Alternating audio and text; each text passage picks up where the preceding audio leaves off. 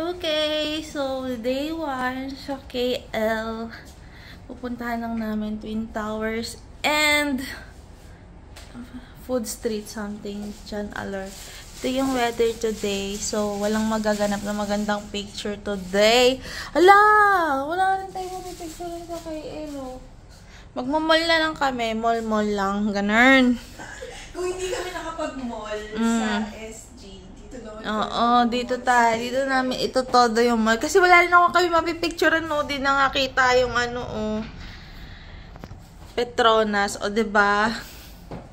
Baka ito na nga yung pinakamagandang view yung picturean ko nung dumating kami dito. Yun na yun. Wala nang igaganda dorn. Anyway, we're off. So, ito ang outfitan. Very opposite. Ako parang pa-party na. Ganun. Ito sweet girl. Sweet girl lang. Pero sweet girl, pero nangangagat yung agaw pansin, rar. So, ayan. Nagpapanggap kaming dalawa ngayon dito sa mall. Kasi nga maulan sa labas. So, wala kaming mapuntahan. Inside the mall na lang. Supermarket na lang tayo. Meron ba dito? No, sige, akyat pa. Oo nga, akyat lang nga, akyat. Hanggang maabot na namin yung pinakamurang store na natatago. Ganun. So, plan lang namin if may mabili kami pasalubong or what. Bibili. Pwede na ba walang mask? Pwede pala walang mask. Pwede tayo naka-mask. Pwede pala walang mask. Anyway, update kami later. Bye! So, ayun. Naglalakad pa din kami. Walking tour po ito. Wala pong shopping na magaganap. Char. Nahanap namin kung may supermarket ba dito eh. Tanong ko kaya tita ko.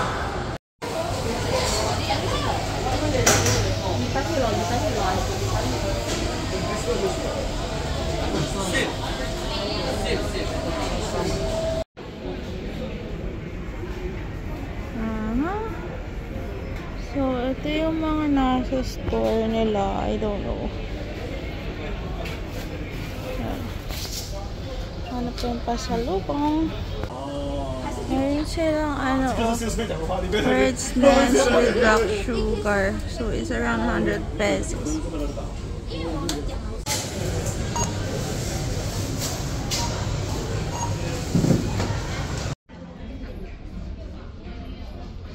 Put inside, eh?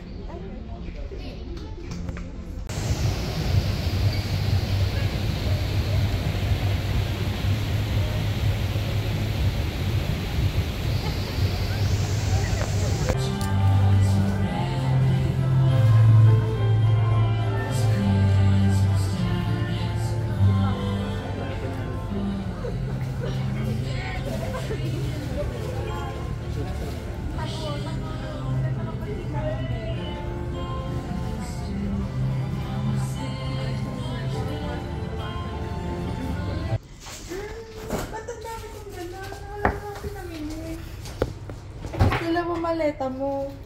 Hindi ko din alam.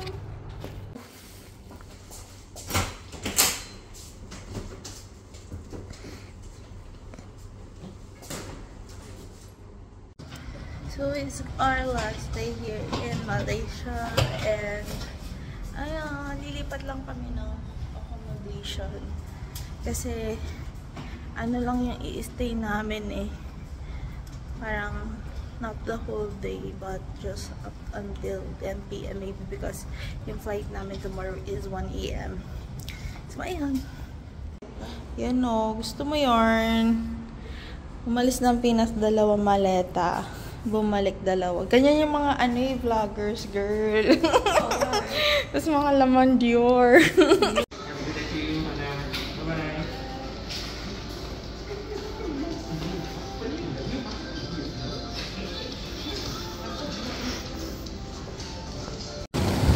for the struggle ng mga persons.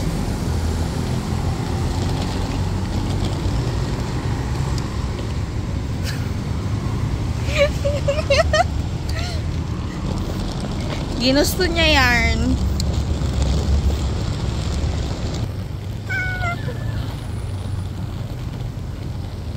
Ay nako, so yun, naglalakad lang kami papunta ng Mingle High Street, which is a hostel.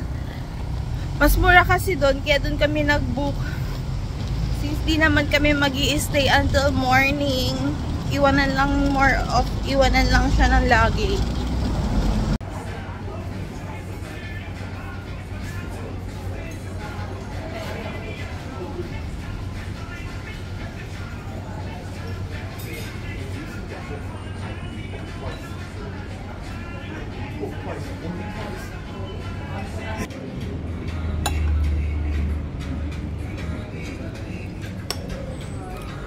So, ayun na nga. Andito na kami sa Mingle High Street Hostel.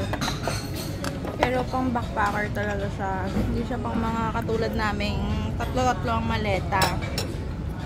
Kasi hinahagdan siya, besh. Nakakapagod. So, after neto, punta kami yung Batu Cave.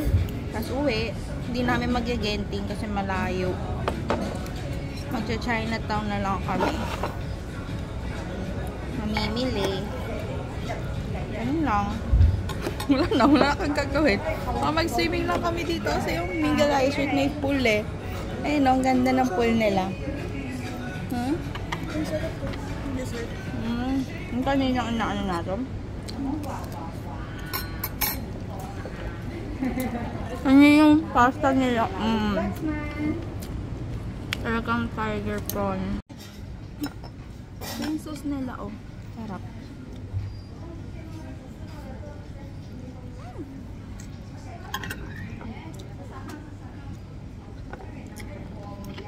Masarap lahat ng food so far. Ay, hindi pala lahat. Isa pa lang natitikman ko.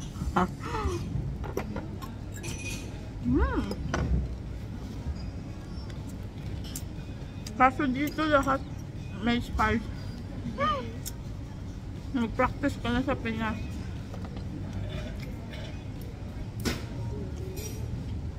Pero kaya naman. Kaya naman. Yung non-spice nila, may spice pa din. Kaya yun. So, ito naman ang next natin titikmang. Tiger prawn. Cheesy buttermilk tiger prawn spaghetti. Akala ko anak kumakain ka ng cherry tomato. Ayan, no.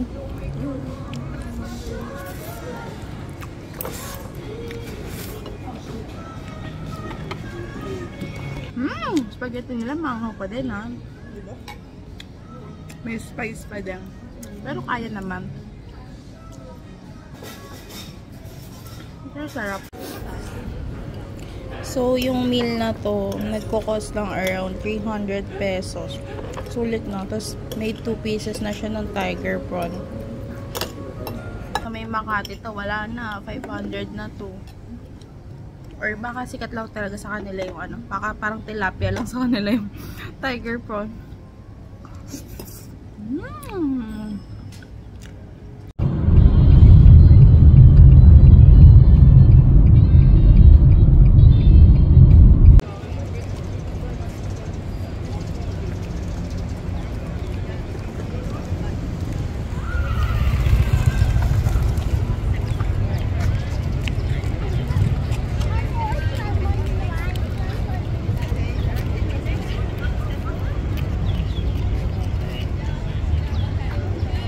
Dilim. So, pwede ba picture lang dyan sa may hagdan? So, eto na. Dito na kami sa Batu Caves. Actually, this is a free entrance pero need mong mag-rent ng sarong which is 15 RM. Equivalent. Anyway, naputol yung video ko eh. So, yung need mong mag-rent ng sarong kasi hanggang dapat ni-length yung pants mo. So, ang price niya is 15 RM. Maybe 200 pesos yung equivalent niya. Ayan. Ganda ng details, so. Sabi lang ni Kuya Grab, punta kami sa right side. So, ayun, may isang stairs na naman pala dito. Ang cute. Ang ginagawa yung dito.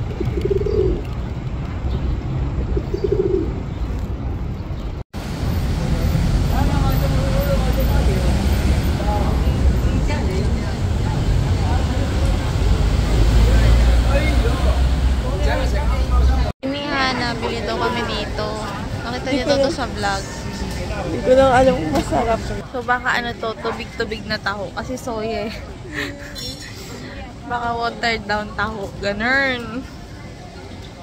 Gusto ko milk tea talaga.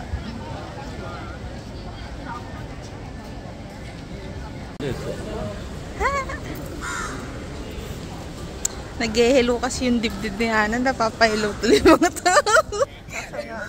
Hindi naman, nalanga oh. Baka sa'yo yun, girl. Girl, saan? Where? Nauna pa yung tiyan ko. Nauna pa yung tiyan ko sa dibdib ko.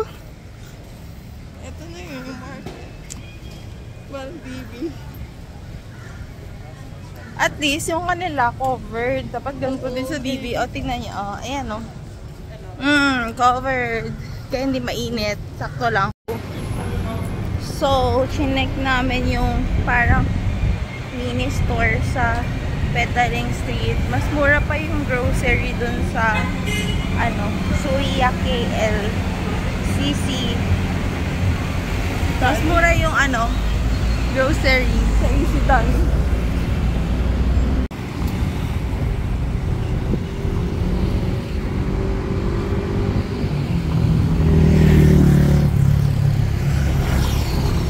Natin gayahin yan si Kuya. Baka tayo yung mabangga. Okay. So, dumaan namin sa Petaling Street. Wala kaming mapala kasi parang wala namang souvenirs doon. Aside from tote bags na nakalagay Malaysia. Ayun. So, next. Punta kami sa Central Market. Ano ba to? May nakalagay eh. Aside from Central Market. Walking distance lang siya dun sa Petaling Street. What's this? Nakalagay Castui Walk. Yan. Parang hindi naman kainan to. So, anong price dito? Baka mas mura. Hindi ko ma-see. Anyway, so we're on our way to Central Market. Ganda oh. Naghalo yung culture ng Chinese, Malay, Indian. Gusto ko na ng milk tea. Wow, narinak eh.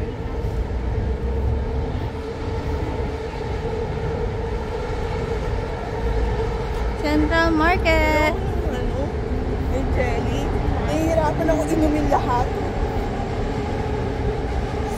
Xin Chow. Ano sabi niya kanina? Xin Chow. Ako naman. Tingnan toilet block nila. Diba? Susi na una.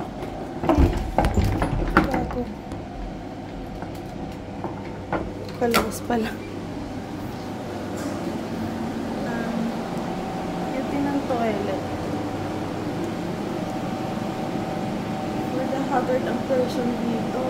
Kasi nag-oil. Kaso, namuhay kami yung toilet nila. Wala kang kawala.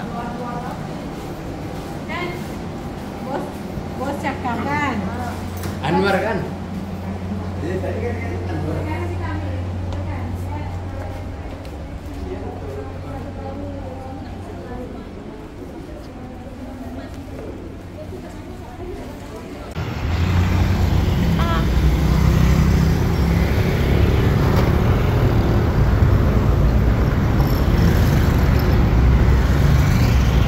Sila dito ang Art Street. So parang ano ba tong conversion sa Quiapo?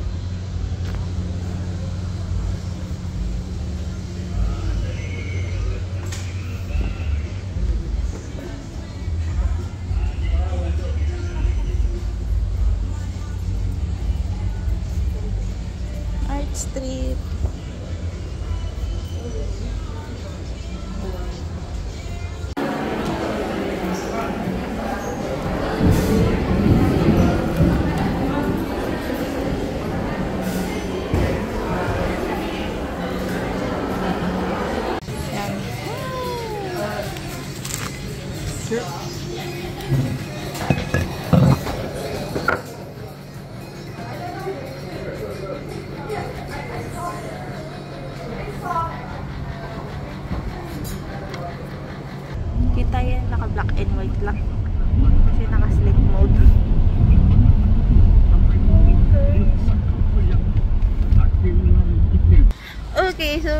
here at Kuala Lumpur Airport. So this is their airport.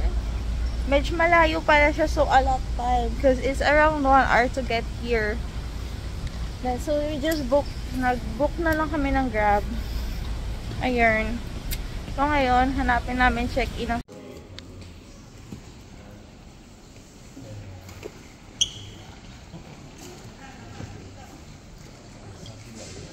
Naku sis, namali na naman kami ng Grab Kineme dito.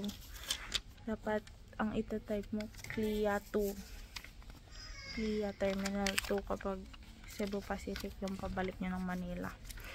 So kami, kailangan pa namin bumili ng ticket. Yan. Para makapunta doon sa Terminal 2 nila. Sabi naman 7 minutes. 5 minutes lang naman yung biyahe. Sana di pa kami maklose ng check-in. Or payagan nila kami hand carry itong package. Dadaan mo